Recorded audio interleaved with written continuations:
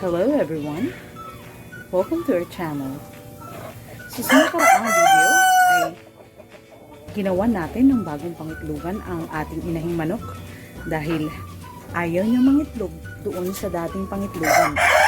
Instead, pakalat siya ng pangingitlog. So, sa ngayon kasi malapit na matapos ang tag-ulan at mag-umpisa na malapit nang mag-umpisa ang panahon ng amihan. So magpapalimlim na tayo ng mga itlog para mag-umpisa na ulit magparami. Ngayon naman ay susolusyonan natin yung problema natin sa maputik na paligid ng ating manukan. Specifically dito sa part na ito. Ayan, kung makikita nyo, sobrang putik dyan. Dahil sa paglipas ng panahon, yung dating kanal ay natabunan na ng mga putik, no? Sa kakakalkal ng mga manok yan, kaya nawala na dyan yung dating kanal. So yan ang ayusin natin ngayon. Nang sa ganun, mabawasan yung sobrang putik dito sa part na ito, dahil nga ang iniisip natin ay magpapalimlim na tayo ng ating mga itlog ng manok.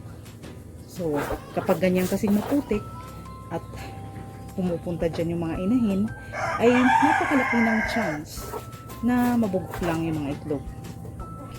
Okay, so tara, samahan nyo ako. Let's go!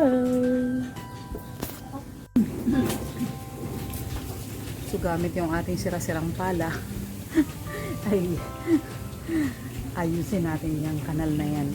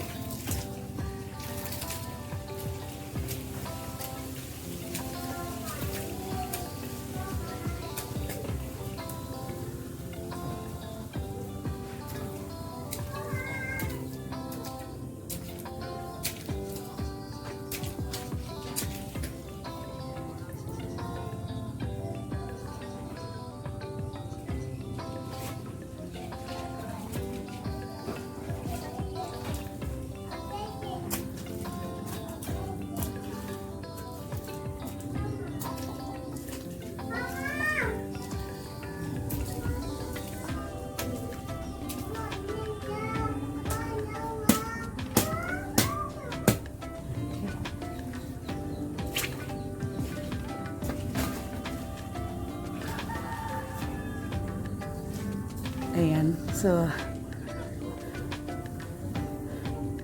hopefully naman ay dumaloy na yung tubig diretso hanggang doon sa baba. Kasi yung part na yun doon sa dulo, mababa talaga yun. So ngayon, ang direksyon ng tubig is papunta doon. Kaya lang, dahil nga natakpan na yung kanal, halos pumantay na lang yung kanal doon sa level ng lupa dito, sa side na ito. Kaya naging putik na talaga dyan. Naging, ano na, dyan na nagstay yung tubig eh. Hey, what's wrong? Oo, sige, matatapos si mama. Sige, pupunta na ako dyan, okay? Just wait mo, mami, okay? Ayun.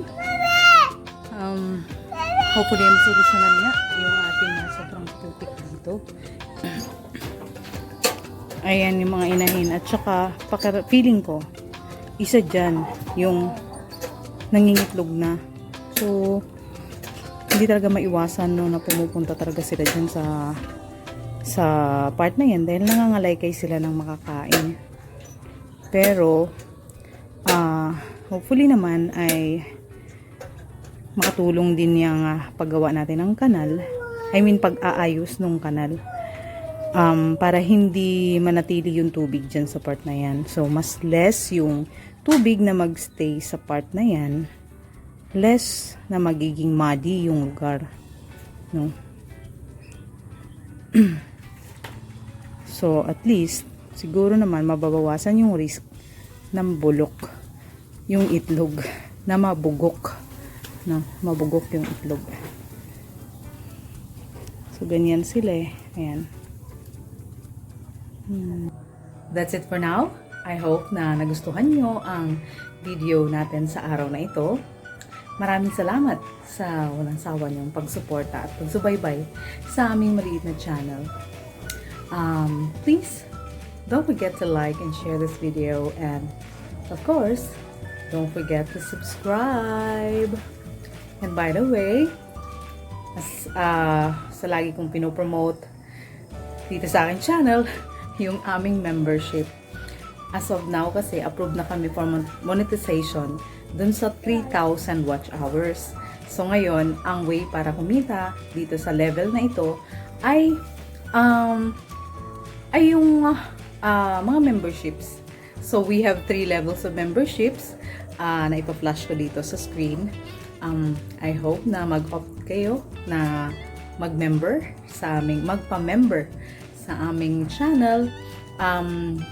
Sa pamamagitan nun ay kahit paano makakaipon kami at kikita na dito sa aming YouTube channel, which is iyan talaga ang noong pa man ay pinapangarap ko, dahil bilang isang nanay, no, bilang isang wife na nandito lang sa bahay, nag-aalaga ng mga anak, nag-aasikaso ng mga gawaing bahay, at saka nag-aalaga ng mga manok, ay nakikita ko kasing oportunidad talaga ang pagiging content creator dito nga sa YouTube. So, since naipasa na namin yung first level na ito, hopefully ay samahan niyo kami. Please join us. Maraming salamat sa mag-o-opt na maging member. As what I've said before, don't think of the perks. Okay? Don't think of the perks as a member. Think of the chance na makatulong sa iyong kapwa, makatulong sa amin, dahil kami talaga ay namumuhay naman simple dito sa aming maliit na integrated farm, at ang kumita dito sa YouTube ay napakalaking bagay para sa amin. So that's it for now. Maraming salamat sa panonood, at don't forget to subscribe. Let's grow! Bye-bye!